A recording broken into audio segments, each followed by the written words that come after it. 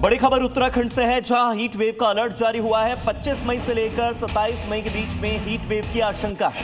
हरिद्वार, देहरादून में लू के थपेड़े जो हैं वो परेशान कर सकते हैं, ऐसे अनुमान है। और जो कुल मिलाकर ये हीट वेव का अलर्ट है वो इस आशंका को देखकर जारी किया गया, क्योंकि मौसम इस तरीके से नजर आ रहा है कि इन अलग अलग इलाकों में गर्मी की तपिश बढ़ती हुई नजर आ रही है, महसूस की जा सकती है आने वाले कुछ दिनों में। और देश के कई शहरों में इस वक्त भयंकर गर्मी पड़ रही है। अयोध्या में नगर निगम ने श्रद्धालुओं को इस गर्मी की तपिश से बचाने के लिए बेहतर इंतजाम किए हैं। देखिए, रामनगरी अयोध्या में पारा 44 डिग्री तक पहुंच गया है।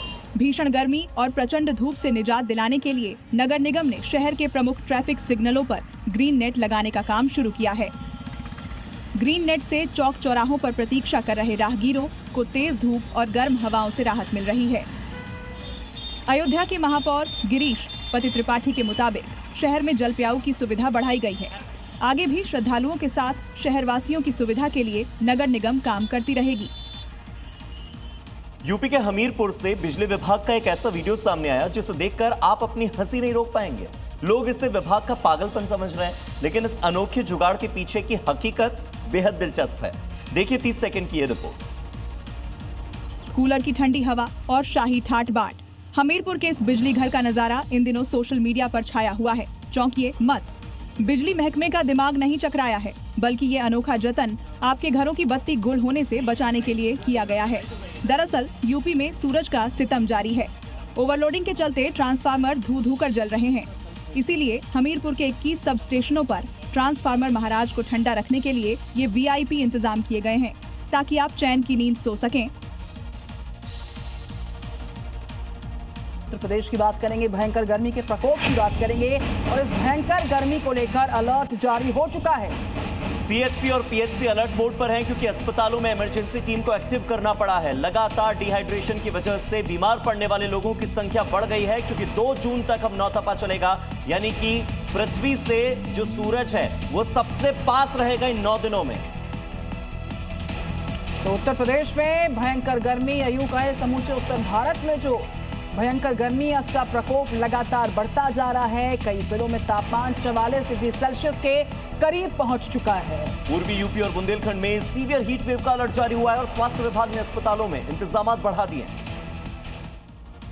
यूपी में अभी भीषण गर्मी का दौर चल रहा है, खासकर मई के आखिरी हफ्ते में।